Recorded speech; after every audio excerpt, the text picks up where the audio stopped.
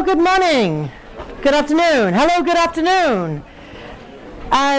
It is, help me out here, it's Thursday, January 7th. My name is Dr. Cross. I'm sorry, having cord issues. My name is Dr. Cross, and I know you all had a fantastic introduction on Tuesday with Dr. Vizier. Isn't she nice? Oh, there are still seats in her room, but you can't all go and change sections. But I was so glad that she was able to cover for me because I was at a conference, but I'm back now. So this is Psych 41. Yes. Research methods in psychology. Yes. You have already heard a bit about the structure of the class, and Dr. Vizier started on the sort of introduction of what we're going to be covering. Yes? All right, before we get started with today's, are there any administrative type questions for me? I have a question. Yes. If we've already registered iClicker for previous classes, is that all we need to do? Okay, so the question is about iClicker. I believe iClicker purges their database every summer. So if you were using it last quarter, you're probably still registered, but go ahead and register, just go and check. I believe also if you've bought a used iClicker has suddenly realized they're not getting any money off that transaction, and so are charging a one-time registration fee. Yes? Same, I agree. I have a new one, but the 6 or 8 digit number on the back that you're supposed to enter says it's invalid, it's invalid. So maybe I can talk to you after class. Okay, I would talk to iClicker about that, because it sounds like that if they're not accepting that I don't know what I would be able to tell you. So. But there's an app you can use, I guess. There's an app you can use. They're out to make money, so the app, I think you also pay per class, or you pay per, for a block of time. But there is an app, or there are the physical clickers. And the clickers are, we adopted those across the whole campus. So you might be using the same clicker in biology and chemistry and in other psychology classes. We made the decision to adopt one system across the whole campus so that you guys didn't have to walk around with a tool belt with 7 different clickers. But yes, they've got us with the one. So there are the clicker questions. And we will be using those today, so I hope you've got them. Any other administrative questions? Because everything's really clear. There were a few emails about the video worksheets. We've got the video worksheets, the critical thinking ones are all due this weekend because we got to get going, we're started, we got to get some practice in. Now with those worksheets, the answers are in the videos. He tells you what the answers are. So getting the right answer isn't a mystery, okay? It's not about getting the right answer, it's about understanding why, the points we're trying to make and why those answers are right and how we're trying to structure your thinking. We're going to be doing those sorts of exercises all quarter long. So please take your time with those and listen to the way Curtis presents that information. Okay. We seem to be almost getting there. Any other questions? Yes? I have a question about the ebook. For Psychology 1, we had homework from the ebook with extra homework. Will that be the same system for Psychology 1? So the question is, will I be assigning things from an ebook? No. There are extra credit quizzes that are based on the ebook, but those are all just under SmartSight. So There's nothing. Yeah, I wanted to mirror. Oh, no, you know what? If I do, that's going to be it, isn't it? Isn't it? Yeah. Yes. Okay. All right. Thank you. What was I saying? I was saying, I believe there are some links in SmartSite that sort of say ebook. And I think that there are links to like flashcards or some other ways of interacting with the material that you might find useful. I really like this textbook. I think the author has done a great job on presenting this material. She has a lot of other support material on her website. Now, there are links to that from SmartSite from every module, but there's also, I mean, it's printed on the book. You can go to her website, and she's got other ways of interacting with the material. She has a blog where she posts, here's some news articles of how they're presenting the psychological studies and how do we critique this, and just ways of thinking about psychology as a science. So please feel free to take advantage of those opportunities, but there aren't like ebook embedded activities like there maybe were in Psych 1. Okay? Yes? Would the first edition of the book be okay? Is the first edition okay? The second edition is better, but the first edition was really good too. There's a list under the modules that has the readings. So I think the first couple of chapters are the same page numbers and the same chapter numbers, but then she slips a chapter in, or she moves a chapter to, so just make sure you're reading the right material, but there's a key to what the right material is. There are copies of the second edition on reserve at the library, so you can also go and take your book there and make sure that you've got the right topics and read the slightly updated version. Yes? So because you're not assigning any book work, I guess, we can have a hard copy of the book, correct? We don't need an ebook of it? You don't need an ebook. You can have the hard copy, yes. Yes. And I believe it comes in loose leaf or in paperback, and like I said, I've got it on reserve at the library. We aren't going to have a chance to cover all of the material in the book in class, because I only get to see you for 3 hours a week. So there will be some material and just some deeper explanation of the material in the book that is going to be very helpful to you in really processing this material. And the extra credit quizzes should help guide, that you have successfully understood those chapters, and you can use those as you're reading the chapters, or you could use those when you're studying for the exam. So they're going to be available through the exam on which you are tested on those. But the idea is that you need to do those before the test. So the first group are available for the first midterm, up to the first midterm. All right. I'm thinking that Dr. Vizier got through the assumptions of science, or did she just get through the ways we have knowledge? Okay. So, so the overview of acquiring the way we acquire knowledge? Yes, we saw this? Okay, great. All right. Are we ready? Let's go. So this whole class is on knowledge, is all on how we acquire knowledge, is on acquiring knowledge scientifically. So we are going to be looking at the whole class. Let me tell you about the whole class is making claims about relationships between variables. That's all we're doing. All right? And we're going to spend like the first 3 weeks on the word variables and the second 3 weeks on the word claims.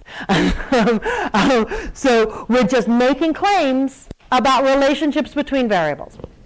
So all right, let me go through. Okay, assumptions of science. So this is for across all the sciences. We assume that a true physical universe exists, that there's a universe out there, and that it's true and real, and that we all experience it for the most part in similar ways.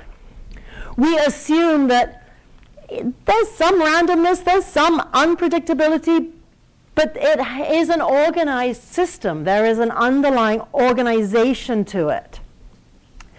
And we assume that we can discover how it is organized. We can discover the principles of this system through scientific discovery. Do you remember the two elements of scientific discovery that Dr. Vizier covered? Empiricism, which is going out and watching the world and gathering data. Rationalism, thinking about it, putting it together with other things you know, making predictions about how, if this is true, then what else would be true. And so through that scientific discovery, through scientific process, we can discover how the world works. We also assume that our knowledge is incomplete. Therefore, we accept that our current ideas and our current theories need to be open to be altered, that new information will be discovered and we will refine our theories. We might, I was listening to the podcast and somebody was talking with Dr. Vizier about, do you always revise your theory? And sometimes you just support your theory. Sometimes the information you get back from your data is, my theory rocks. I'm supporting my theory. I'm even more confident in my theory. But so revising and supporting your theory, but we know that that's tentative. We know that it's, we're open to having new discoveries alter our theories. So let's talk about some of these theories. As human beings, we are theory-generating machines. It is a habit that we start very young. You look at really young infants, and they are actively generating theories about the way the world works. And we are all constantly generating theories about the way the world works. Let me give you an example. My son, when he was about 8, he heard on the radio that the pizza, Little Caesars, was going to have your pizza ready for you when you got there. And this did not fit with his theory of the world. He understood that you go to a restaurant and you tell them what you want and they cook it and you pay and you eat it and that's the way it works. And that this just didn't fit with his theory. And that makes our heads hurt. That makes, we think we understand, we've got a working theory about the way the world works.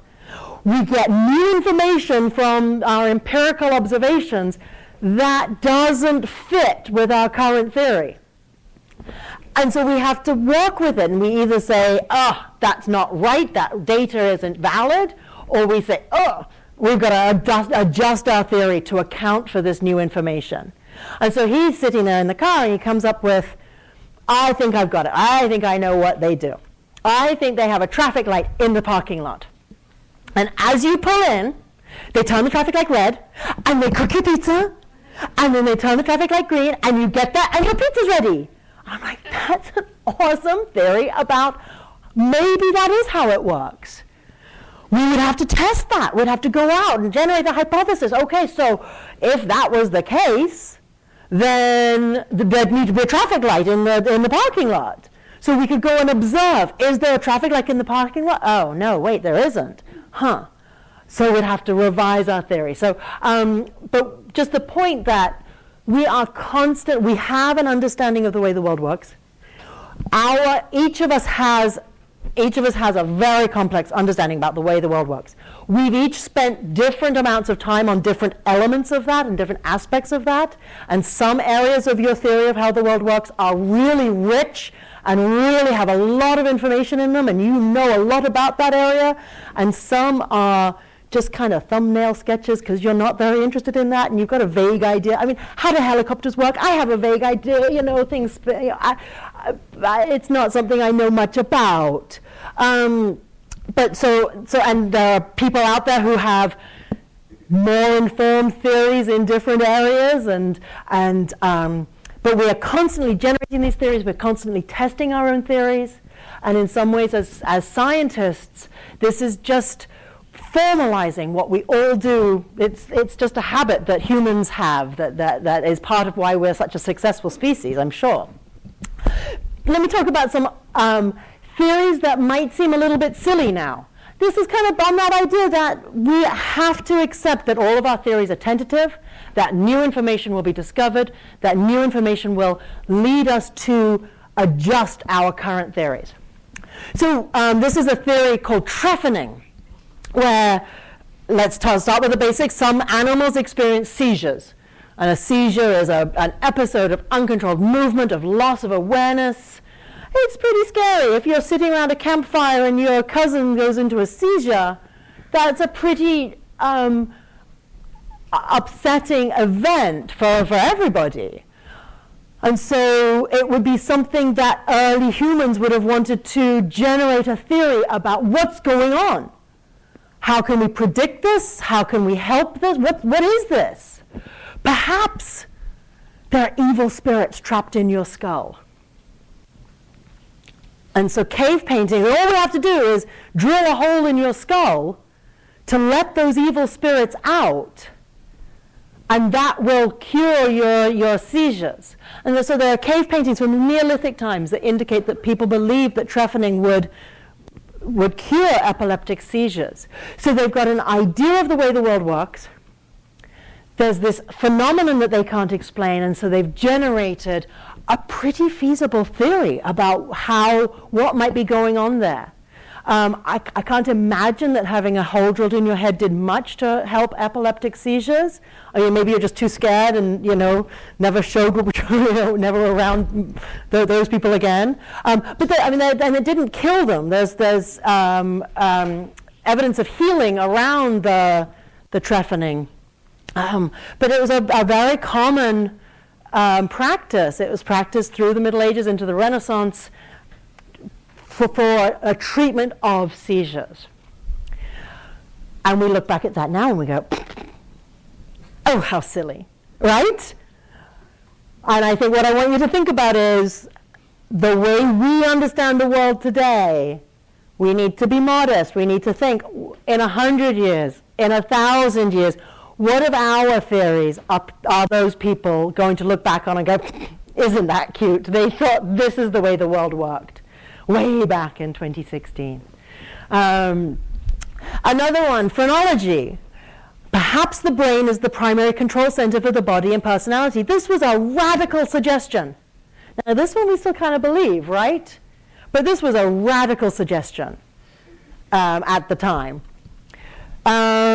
Perhaps different abilities and functions are localized in different areas of the brain. Again, radical suggestion, and this one we still kind of believe, right? That there are different areas of the brain that are responsible for different functions. Perhaps the brain is like a muscle and that the parts that are used will increase in size. Okay, this is where it begins to go off the rails. This is where this part of the perhaps theorizing has not been supported by the evidence. If that was the case, I could tell what sort of person you are by just looking at the volume of your brain areas and the shape of your skull, and we could see your strengths and your weaknesses in that way.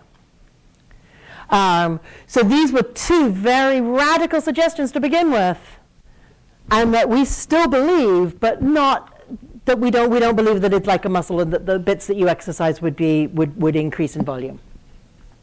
But this was a very popular belief in the 1800s. One more, autism. So many children with autism don't show obvious signs until around 18 months. They appear to be developing reasonably normally, hitting milestones until about 18 months, and then start failing to hit those milestones. It also happens that the measles, mumps, and rubella vaccine is given around 18 months. Perhaps autism was caused by that MMR vaccine. And there are, this was a belief relatively recently in the last decade, 2 decades, that increased in popularity, but has really been shown to not be the case. Number one, the guy made up all his data. So the guy that suggested that the MMR rubella, the MMR vaccine might be associated with causing autism, his data was not valid. And we can look at countries around, so I mean, we're kind of terrified of this at the moment because we've got this prevalence of autism is increasing And we really don't know why. We've changed something about our environment, about our food, about our, the way we cook, the way we package food, the way something has changed. We don't know what it is that has increased the prevalence of autism in our culture. But there are countries around the world where they give the MMR vaccine, and the prevalence of autism isn't changing. So we can begin to say that we don't have evidence that that is the causal relationship there. So the point there is that we are all theory-generating machines, that that our theories are tentative and open to be changed by future information. Let me quickly go through the goals of research in psychology. There are 3 increasing steps here. The first is just to describe behavior. So psychology is the science of behavior, where we're going to be making what we call frequency claims. We're going to identify regularly occurring sequences of events. We're going to be able to classify behaviors.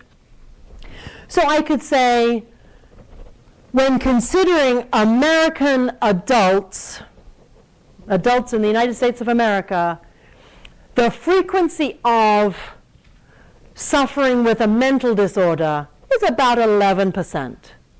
So of this group, of this population, about 11% at some point in their lives will have an issue with mental health.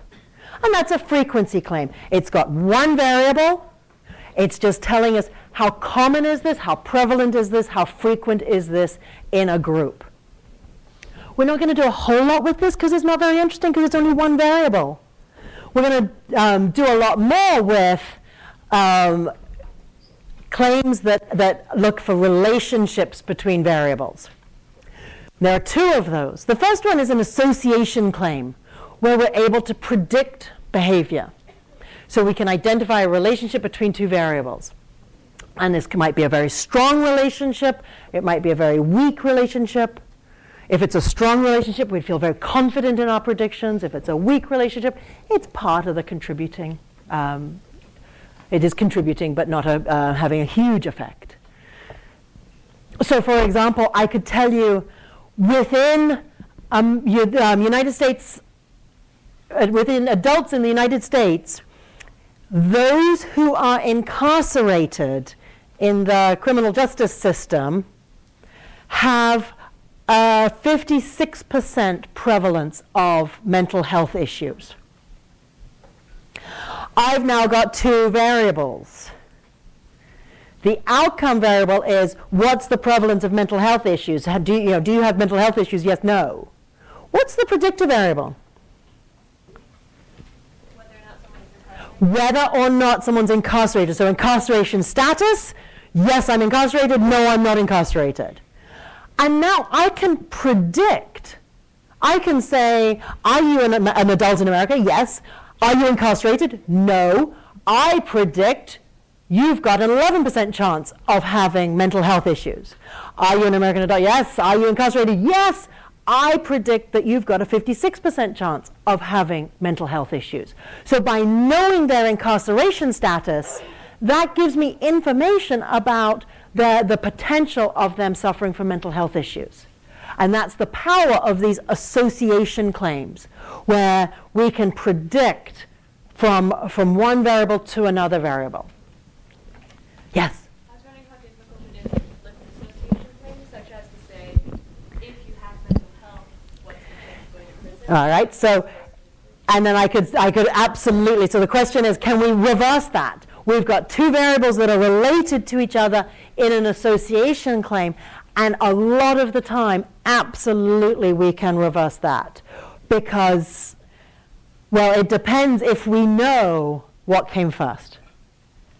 It could be that having mental health issues leads you to commit crimes such that you're caught and incarcerated. But couldn't it just as easily be when you're incarcerated, you go kind of nuts?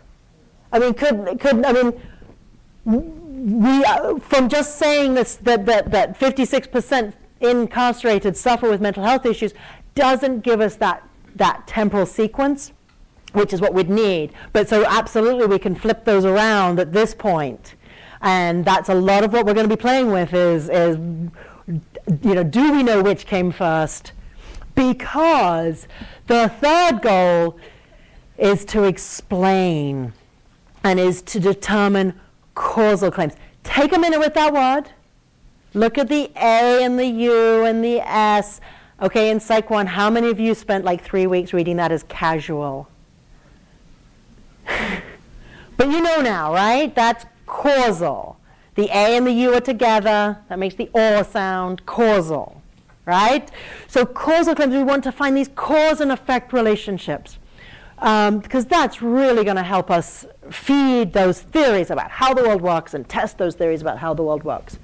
And in order to determine causation, we talk about this for about the middle half of the quarter. One has to come first, and they have to both occur, and we have to rule out everything else. So those are the 3 steps where a frequency claim, just one variable, how prevalent is it? An association claim, where these 2 variables are related to each other, but we're not really sure how, we're not really sure which one comes first. And a causal claim. We are now narrowing it down, and we know that one thing causes a change in another, so that one variable has a causal relationship with another variable.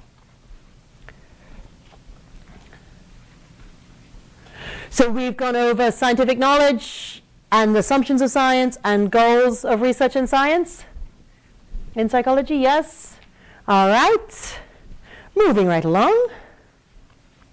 I believe that you have all of these notes, but I believe that I'm doing them in a slightly different order than you have them, because I was on a plane last night and I changed my lecture. But I believe you have all the notes. Let me know if you don't, and I would be happy to repost them. So I wanted to go back and go through the theories and hypotheses again, and the rationalism and empiricism again. I like to repeat things 3 times. You saw this? Yes, my ever ongoing arrow. We've got theories about the way the world works. We generate specific hypotheses. We go out into the world and we gather data. And you see, I put supported theory in there. And that data comes back, and we have to either fit it in, and it fits in perfectly, and we go, wow, my theory rocks. Or we fit it in, and it's like, oh, my theory didn't predict that. I'm going to have to adjust my theory. Or did I really gather that data accurately? And we generate more hypotheses, and it goes on and on and on. It's self-correcting. It's ever ongoing. And so that's the logic and the deduction, the rationalism, and the observations and experiments, the empiricism. So empiricism is we go out and gather data. We want to do it very systematically. We want to reduce subjectivity. We want to reduce bias. We have a tendency to really like the way that we currently see the world, or the way we currently think about the world, and we have a tendency to go out and find data that supports how we see the world, and that's just a human bias, the confirmation bias. And as scientists, we need to really work against that, and try to be as subjective as possible, and try to really see the world very clearly. So that means that we're going to have to be open to accept whatever the data tells us. We're going to have to be open that we might not understand everything about the way the world works. When we go out and gather data, we also always must have an appropriate control or comparison group. If you just look to confirm your hypothesis, if you just look at one level of a variable, you have nothing to compare that to. And so you always need to have an appropriate control or comparison group. All right, may I have a volunteer to come down, please? There's no electric shocks. Come on down. All right, while she's coming down, I'm just going to show you. I have 3 identical envelopes. They each have a piece of paper in them. Yes? And I have a $1 bill. All right. Hi, what's your name? Troy. Troy, hi Troy, can you just tell them that those are 3 identical, or verify? Empty, yeah, empty, and they just got a piece of paper in them. Yes. Yes, all right. I'm putting the dollar bill in one, okay? Troy, what do you want? $1? You want $1, right? That's going to be success, right? You're either going to succeed or you're not going to succeed. Success is going to be getting that dollar bill. Yes. There's only $1 bill, right? Yes. Okay. All right. Would you please just tell me which one's your envelope? And I'm going to put it on the table over there. Is it this one or this one or this one? That one? It's this one in the middle? Yeah. All right. This is Troy's envelope. Putting it over there. Okay. Watch what I do. I'm just going to turn my back on her so my face doesn't give anything away. I am going to look in my envelopes. I have one envelope. It doesn't have the dollar bill in it. Okay? I'm going to put that over here. That one's out. Now my question. Do you want to stay with your initial envelope? Or would you rather have my envelope? Right answer, switch. Okay. While you're thinking about this, let's all play along. Troy, I think you're going to have to run back to your desk and get your clicker. So, our research question here is, I wonder if the strategy used affects the chances of winning the dollar bill. So, what's our predictor variable? I know I haven't even defined that word yet. But it's okay, you've been using it since like the 4th grade. So what choice does she have to make? Switch or stay. So we could say, oh, that she has the predictor variable of strategy choice. And she could choose to switch or choose to stay. Those are 2 different strategies. And then what's the outcome? Yeah, getting the money, right? So I wonder if the strategy used, predictor variable, affects the chances of winning the dollar bill, outcome variable. That's our question, right? We're going to do research on that. So first off, let's go ahead and use our clickers and vote. If your clicker is not set to channel 8A, press and hold the power button. But what do you think right now? Do you think that switching would be more successful, like our vocal chap here in the front row? Do you think that staying would be more successful? Or do you think it doesn't matter? Those are 3 pretty good hypotheses. That's pretty much the options. You've got 2. One's going to be better than the other, or there's not going to be a difference. They'll be the same. So what about the envelopes? What situation could it depend on? You might have verified it and say that there's a dollar bill. Okay, so I could also be tricking. But let's assume that I'm not tricking. All right, is everyone's clicker working? I've got about 150 of you in. Oh, I've got about 200 of you in. You guys are doing a great job. I can see the results. Is there like an error going on out there? I hear no murmuring, so I've got 230 in. Okay? Let's see what we think.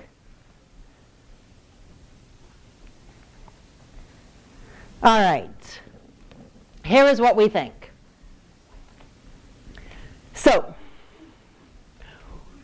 you guys are really smart people, right? You're all enrolled at the University of California, Davis, right? That makes you really smart. I know you might sometimes feel like you're an imposter. It's okay, we all do, all the time. You're not. You're really smart people. Do you agree on what the right answer is? No, not at all. We got 33% of you saying that switching is going to be more successful, 23% saying that staying is going to be more successful, and 44% of you saying it doesn't matter. Okay, so we've got a variety of opinions right now. Obviously, this isn't an area where our theory about the way the world works is particularly well fleshed out, right?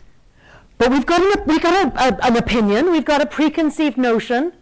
You got to remember not to hold on to it too tightly, because no matter what the answer is, there's going to be like at least, 2/3 of us or 75% of us that are upset. So let's engage in science. First off, engage in rationalism. Turn to your neighbor, convince your peers. Logic, discussion, argument, state your case. Convince them. You're welcome to go back to your seat for a minute. You'll be able to make your choice in a minute.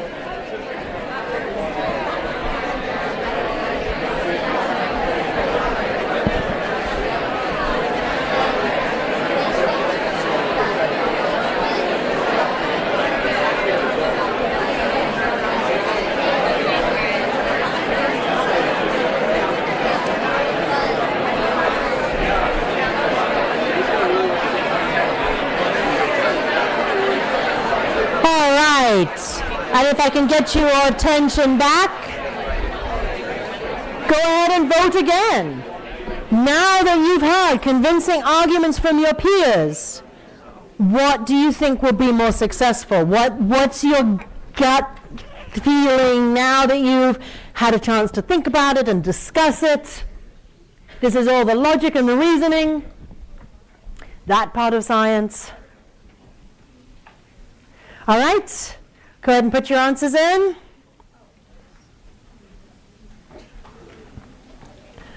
All right, I'm up to about 200 of you. Go ahead and put in your answer.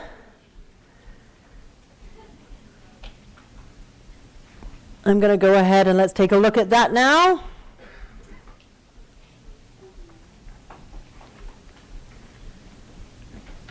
Okay. So it seems like it's more to the, it doesn't matter, there's $1 bill, there are 2 envelopes, it doesn't matter. You've got a 50-50 chance of getting the dollar bill. Does that seem like what it's sort of shifting towards that? We seem to think that staying is not so successful. So we obviously don't all agree yet. And you know what? The universe is a structured, organized place with rules. And this is an empirical question. We could go out and ask the universe, very politely, what is the answer to this question? So we're going to gather data. We are going to answer this question. We are going to determine which is the more successful strategy. Is one more successful than the other, or does it not matter? So you've got to be open to accept whatever the data. We're going to gather the data. And you can't just say, I don't believe it, all right? Those are not acceptable words in a science class. This class is not about belief. This class is, here is the data. You've got to, if you can't refute the data, then you have to make the data work in your head. And sometimes there's a struggle, and sometimes that gives us headaches, and that's okay. So we're going to be open to accept whatever the data tells us. You've got to gather data on both strategies. So we're going to gather data. You're going to turn to a partner and work together in pairs. The TAs are going to hand out pieces of paper. 1 piece of paper per pair. How many pieces of paper per pair? One of you is the participant and one of you is the experimenter. Experimenters, don't show your participants the answers. Okay? It's your piece of paper. All right? All right, so the TAs are handing out pieces of paper, 1 per pair. The participant has it, the experimenter does. No, the experimenter has it, the participant doesn't. Okay? You're going to gather data on both the strategies. Let me just finish giving the instructions. So you want to make the trials as similar as possible. So experimenters, don't give any feedback. Don't say, yay, you win, boo, you lose, because that's going to affect the way they're making their choices. So make all the trials as similar as possible. Participants, even if you think that switching is the better strategy, or even if you know that staying is the better strategy, you have to try both strategies, because you need to compare which is more, you need to be able to compare them. You need data on both those strategies. So you're each each pair is getting a piece of paper that has trials. For each trial, here, can you be my participant for a minute? All right, so trial 1. Could you please choose A, B, or C? C. Okay, She's chosen C. I'm going to write that down here. Now, what's the correct answer on this trial? Which she doesn't know, obviously. It's A, right? I now need to eliminate one incorrect choice. I can only eliminate B. All right? So I say, it's not B. Do you want to switch or do you want to stay? I'll switch. Okay, so she switched. So what did she switch to? A. So where would I put my cross? Switched and one, right? Okay? Let's do one more, okay? You don't know, but the correct answer is B. Can you please choose B? Okay, what would you like, A, B, or C? B. Okay, the correct answer is B. I can choose. I can say A, I can say C. It's not C. Do you? I'll switch to A. Switching to A. And did she win or did she lose? Okay, do you understand how to gather the data? Okay, so you will record if they ended up with the correct choice, if they switched or stayed. All right, go gather that data. Go ask the universe.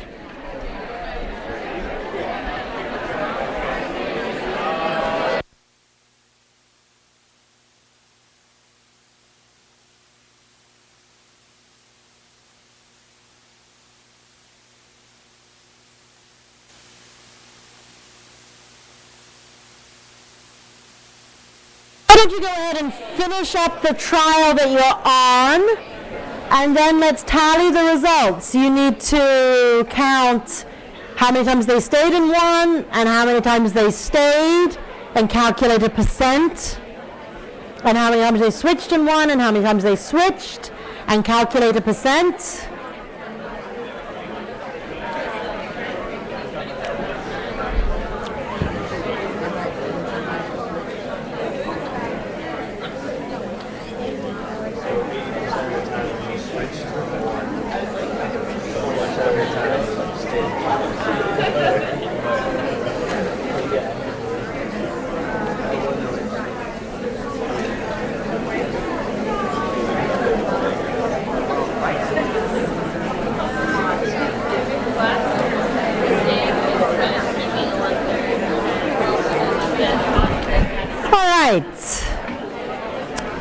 Have you calculated your percent win, your win percent when you stayed and your win percent when you switched?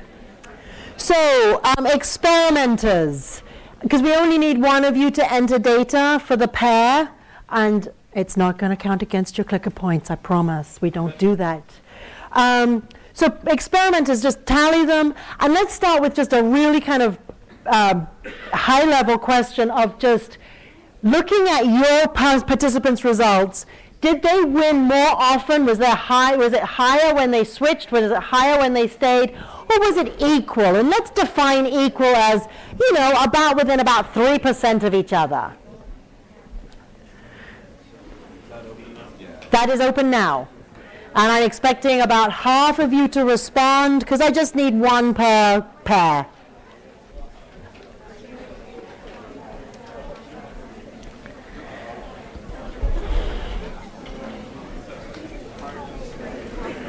All right. I'm seeing almost half of you there. Should we take a look at this first piece of data? There's still some data trickling in. All right, I'm going to go ahead and stop that now, and let's look. Okay. So that's some pretty compelling data, isn't it? What have we got? With the stay and the switch and win, 70% of the participants won more often when they switched. 20% won more often when they stayed, and about 9% were equal. Okay? Let's get some more detailed data. So again, experimenters. Enter a number as a percent, not a decimal, so a number between 1 and 100. So if they won 25% of the time, put 25, not 0.25. So for the switch trials, what was the actual decimal? Or percent, not decimal. Oh, for the iClicker 2, you push the blue button and use the arrow keys to do like oldie-timey texty to put in. Oh, no, wait. I'm sorry. Let me stop. I need to turn it on to numeric. There we go. Now, You only want the people that switch. so this is the percent of switch trials. So your participant did some switching and some staying. When they switched, what percentage did they win?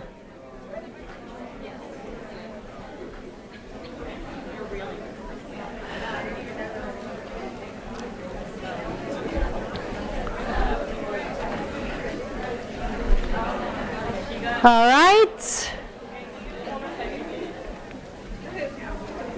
It looks like I'm getting that data in there. So when they switched, what percentage were won? Okay, I'm closing it. All right. All right, so we've got a histogram of that.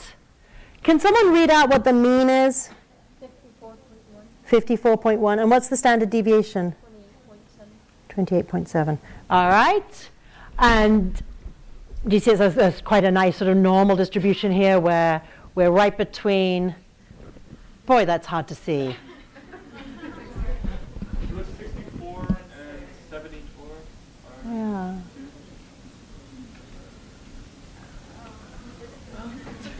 Oh, that makes it so much better. Yeah. Okay, that's bad. That's right, we'll sketch it out ourselves. Now let's get the rest of the data. When they stayed, no, wait, stop. When, okay. It's still open. When they stayed, what was their percent win?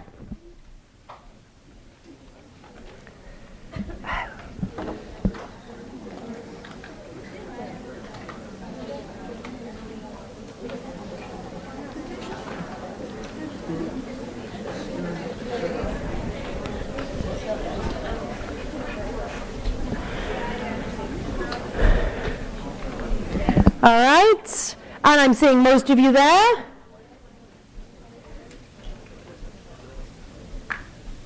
And I clicker unexpectedly quit.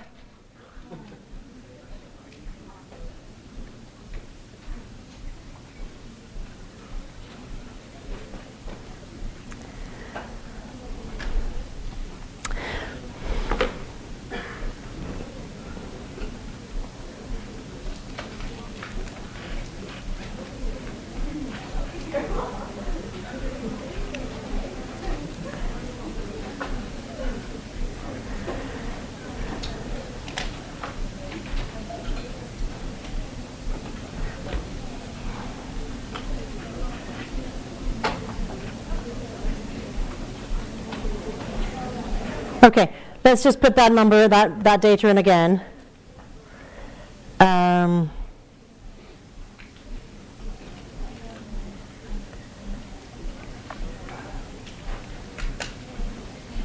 It'll be open in a second because it seems to have just ate that data. All right, so please put in the data for the stay trials.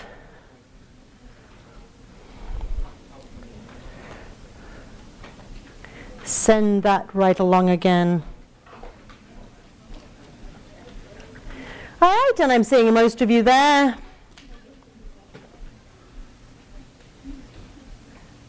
Have you entered that data? Okay.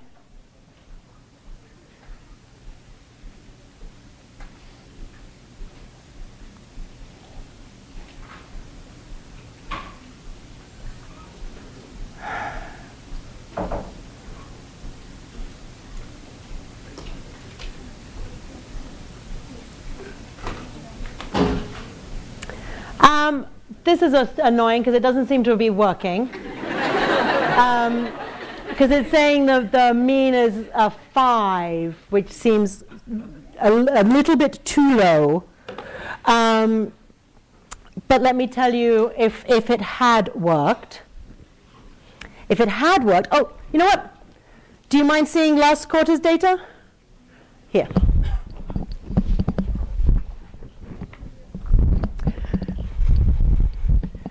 So here's your data. You said 20% won more when they stayed, 70% won more when they switched. The switch was 54.1 mean, okay? And so then this is last quarter's data, which is, oh my goodness, incredibly similar, isn't it? And their switched was 53%, and their stayed was 32%. And here, so I'm just going to copy that out, 32, we'll borrow their data. Okay. So what does that mean? What does that mean? What does that mean? What does that mean? We've got from 0 to 100 a mean of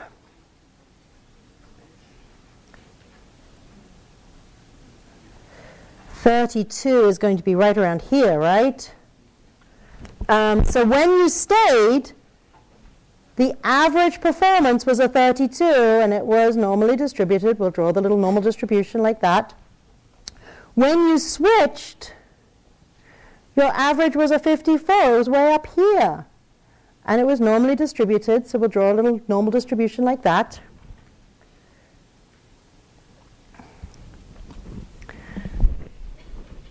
Do those look equal? Do those look at the same point on the number line? Or does one of those strategies appear to win more often than the other strategy? So switching appears to win more often than staying, doesn't it? We've got now quite a lot of data that would tell us that switching seems to be the better strategy. So now here's the tricky part of science. The first thing is, we've now got to say, according to this data, switching is the better strategy. And swallow it and sit with it, okay? We got to figure out maybe why. So we now know what the answer is. We know that switching is the better strategy. In this case, switching is the better strategy. Is it hurting your head a little bit? Yes? Okay, when I started, I had 2 envelopes, right? Yes? What's my chance of having the dollar bill? 66%. What's Troy's chance of having the dollar bill? 33. Okay. Did I look in the envelope that I threw away? Yeah, I looked in it. So, I mean, if I hadn't looked in it, then there's a third chance it's in the trash, a third chance I've still got it, and a third chance Troy's got it. But I looked. No, I mean, I've got 2 envelopes. At least one of them's going to be empty. Telling you that at least one of them is empty, does that change the fact that I've still got 2 envelopes? So I still have 66% chance of having the dollar bill. My choice to Troy was basically, do you want to stay with 1 envelope or would you like both of my 2?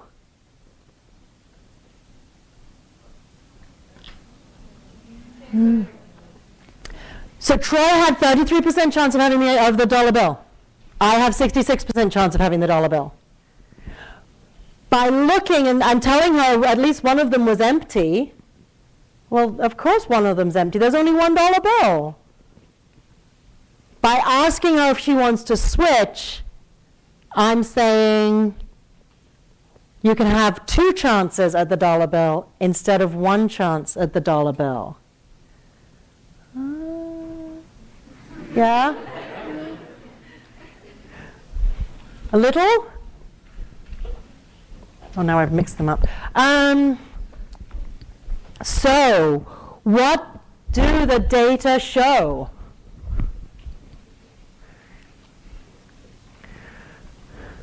We had 3 possible hypotheses.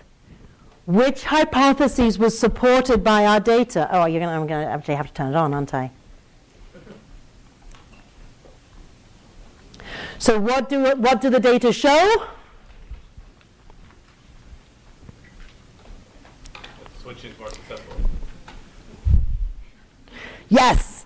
And you're all agreeing that you can answer that question, that the data show that switching is more successful. Great. Go ahead and put in that. Switching was more successful. I want to give you credit for being here. I want you to be using your clickers. So what should Troy do? Troy, you want to come on down? What do you want? You want your envelope? You want my envelope? What do you want? What should she do? Should she switch? Is she guaranteed to win if she switches? No, but she has a higher chance, right? You're going to come on down and get your envelope? So that was the empty one. I'm just rearranging. Okay. What are you going to do? Are you going to stay? Are you going to switch? Oh, it's at about this point in the lecture that people say, so when I'm making a multiple choice exam, when I'm taking a multiple choice exam, should I stay with my gut instinct or should I switch to a different answer choice? Do I have a 66% chance of getting it right if I switch to a different answer choice? No, not at all. Does Troy have any particular envelope choosing skills? No. No, and no particular familiarity with envelope choosing. And so in this case, we've demonstrated that switching is better. But when you show up to a multiple choice exam, one hopes that you're familiar with the material.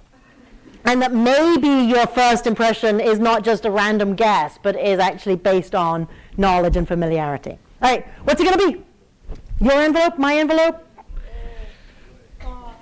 Decisions, decisions, decisions. I think I'll switch. She's going to switch. There you go. You can have my envelope. Let's see. Did you win? Yes. Oh, it's yours. I want the envelope back, but you can have the dollar bill. You're taking us all out for coffee afterwards, though. Thank you. Thanks, you guys. All right. So we have theories about the way the world works. A theory is an integrated set of principles that explains the observations. It explains the current data. It can be used to deduce a large number of hypotheses. So it's that set of ideas in our heads. It helps us clarify how the world works. It helps us interpret. It raises questions about how the world works. A good theory has got to be consistent with known facts. Clinging to, I don't believe it makes a difference if you switch or stay, when there is a known fact that 66% of the time you won when you switched and 33% of the time you won when you stayed, is not a good theory. That's that whole, that doesn't belong in science. So you can't cling to theories that are inconsistent with known facts. You must be able to integrate the known facts and any new information into your theory. A good theory has got to be consistent within itself. It can't contradict itself. It has to be logically, internally consistent. Those two are pretty straightforward, right? It also has to be parsimonious, falsifiable, and testable. Let's take a minute and think about those ones a little bit more. To say that a theory is parsimonious is to say that it has the minimum number of assumptions in order to explain all the known facts. And this is based on Occam's razor, where he said it is intellectually inappropriate to make more assumptions than you absolutely have to. And he called it a razor, really physically thinking about a razor blade, shaving off everything you don't need. In Psych 1, your professor talked a little bit about behaviorism. Yes? And made fun of it a little bit? No? So behaviorism was this idea that whatever's going on in your mind is not important. Everything, all of behavior is what you've been rewarded for in the past. Stimulus, response, stimulus, response. Every behavior you make is just because you're going to increase behaviors that get rewards. You're going to decrease behaviors that don't get rewards. That is incredibly parsimonious. It has shaved off so much information, so much other assumptions. But and it was almost a philosophical exercise in how parsimonious can we get, how slimmed down can this theory be? Because then when it comes to data that doesn't fit that, well, why, this is, a child says, I runned all the way, not I ran. And they think, well, they've never been rewarded for I runned. They've never, no one's ever said I runned around them. So where did that come? Oh, behaviorism can no longer explain that. We have to add in another assumption. We have to increase the assumptions.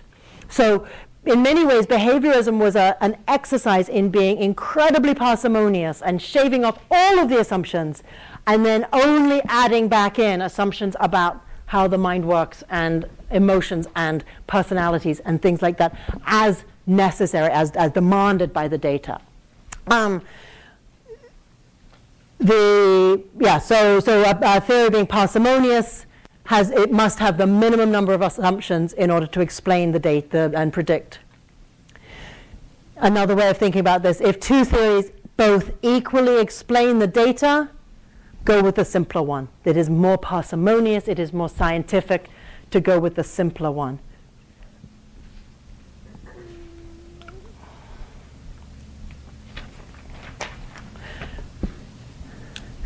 A good theory must also be testable and falsifiable. These are very related ideas. So testable means there's got to be a test where one response would confirm the theory and another response would disconfirm the theory. A classic example used as a non-testable or non-falsifiable theory is Freud. In Psych 1, you were introduced to Freud and his theory, and your professor made fun of him a little bit, a whole lot. Okay. Really genius thinker, really groundbreaking theory, not particularly based in reality. So he had this very complex theory about how individual personalities develop and how your early experiences influence your later personality. And so, for example, and it was all about sex. It was all your mother's fault, and it was all about conflict. And so, when you're about 2, you need to start being, potty trained. And if your mother is too strict, you'll have issues around, you'll be anal retentive. And if your mother is too lax, you'll have issues around this. And we use these words, you use the word, they're so anal retentive, right? They're so anal. And this is all from Freud. And so he sort of predicted that, if your mother was really strict with you during, if the conflict was not sufficiently resolved around toilet training, you're either going to turn out to be an incredibly neat and tidy and everything has to be in order and everything has to be controlled, or you're going to be incredibly slobby and messy and completely out of order and everything is everywhere, anal explosive, or somewhere in between. And so no matter that, there's no way to test that theory because there is no answer that comes back and says the theory is not right. So it must be testable. It must predict a specific testable that would be confirmed or disconfirmed. I think on your homework I've given you an example. I come from a place where we believe in fairies. And the fairies live in the woods, and they're only going to show themselves to people who believe in them. So if a scientist went into the woods, if there are fairies, is he going to find them? No, because he doesn't believe. If there aren't fairies, is he going to find them? No, because they don't exist. Do you see the problem there? So if there are fairies, he won't see them. If there aren't fairies, he won't see them. That's not testable. Yes? There's got to be a test where if they are here, we confirm it. If they aren't here, we would disconfirm it. Another part of a good theory is that it be falsifiable. A lot of this has to do with precision. It has to be precise enough. It has to have a precise enough prediction that it can be disproven. And we actively seek out tests to prove theories wrong. It's like being a sculptor where we're trying to shave off everything that we don't need. We're trying to remove the bits that aren't true, to be left with the bits that are true. You don't just want to gather confirming evidence. So an example that's often used for the falsifiable is also the Yerkes-Dodson law, which is true. As your stress increases from low to high, your performance to begin with increases, because like when you're half asleep, you're bored and you're not doing much, and then you have a cup of coffee and you're doing great, and then you have 3 cups of coffee, or no, 2 cups of coffee, you're doing fabulously, and then you realize you've got 4 midterms tomorrow and your anxiety is increasing, and you start crashing, and you get to the complete meltdown. The problem, so we can all experience, we've all experienced this, it's true, but it isn't precise enough. It doesn't tell us, at this level this will happen, or at this task complexity this will happen. So it is non-falsifiable simply because it's just not quite, it doesn't give us precise enough predictions. Big thing, if we were in the lab and we increased the stimulus strength, we gave them that extra cappuccino, but we thought we were going to see a decline. But if maybe they didn't decline, we'd say, oh, well, maybe we didn't get them aroused enough. Maybe we didn't get them over that little hump. Or maybe the task was too easy. But there's no results that would allow us to say that law is incorrect.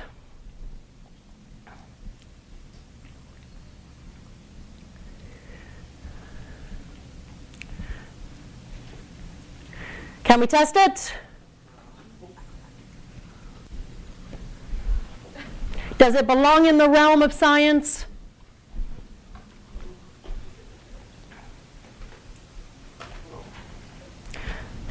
So to be in the realm of science, it must be testable. Without some major leaps forward in medical technology. Even if someone, comes back, from the point at which they assumingly would have seen the bright light, how are they certain that they saw the bright light? So there is anecdotal. This person says that this was their experience, but it's not controlled, and it's not. We aren't able to really go out and actively gather data on it.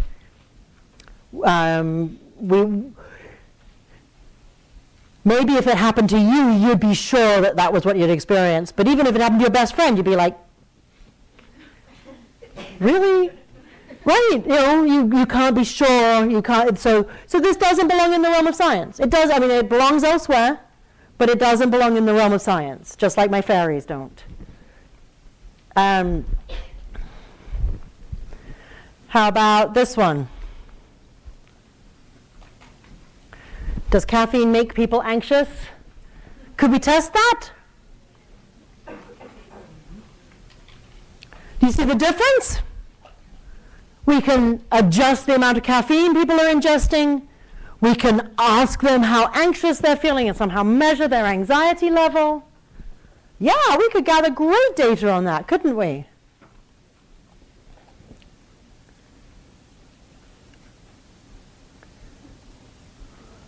All right. So theories allow us to generate hypotheses. Hypotheses are specific testable statements. They're not a question. So when you're asked to write hypotheses, write them as a statement. It's a prediction about what's going to happen between the variables of interest. Let's...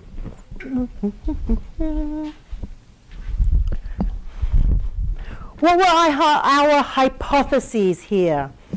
The First off, we had a null hypothesis,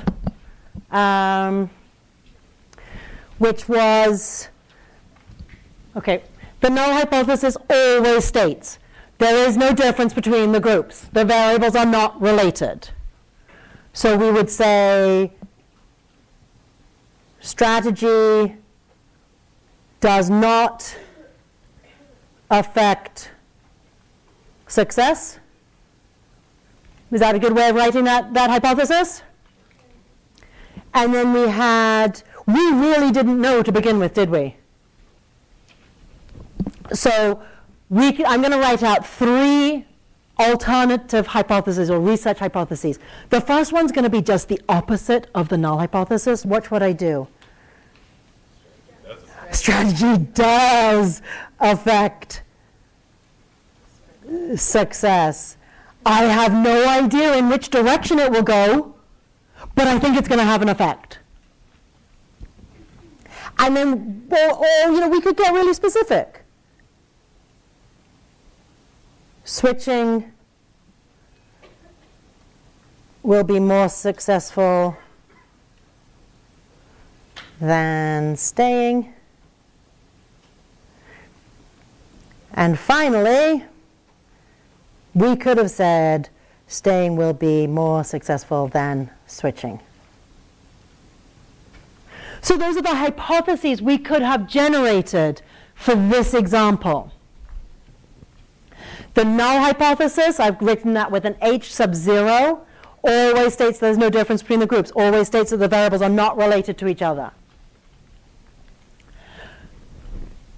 We call this one a non-directional hypothesis because it's not specifying the nature of the relationship. It's just saying, I think there will be a relationship. And we call these 2 directional. Let me switch back and give you those vocabulary words. So the null hypothesis, no difference, no relationship.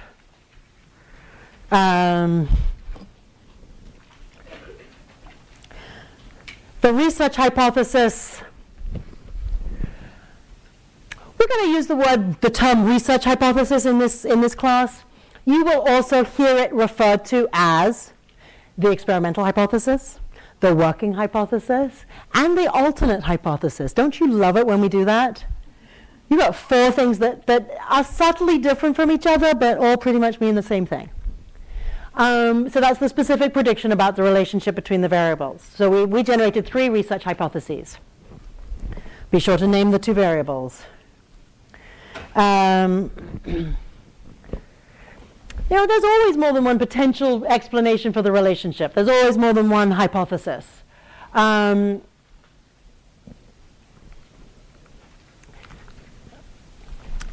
research hypothesis can be directional or non-directional. Directional research hypotheses specify the direction. This group will do better than that group. Or as X goes up, so does Y. Whereas non-directional research hypotheses just say, I think there's going to be a difference. I think they're going to be related without specifying the direction.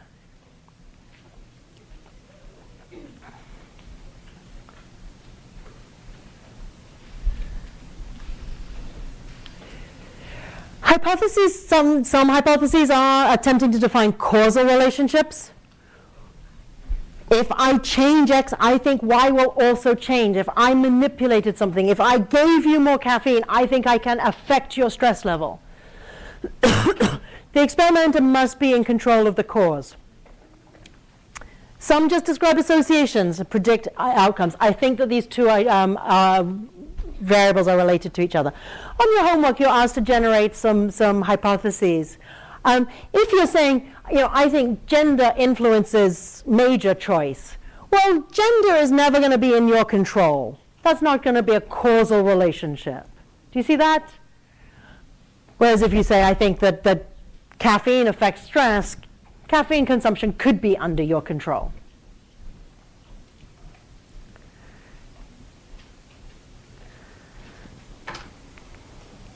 So we have talked about scientific knowledge, We haven't done the inductive and deductive reasoning. We're saving that for Tuesday. But rationalism and empiricism. We talked about theories, that they must be parsimonious and consistent, testable and falsifiable. We talked about hypotheses being single testable statements, that you have a null hypothesis and a research hypothesis.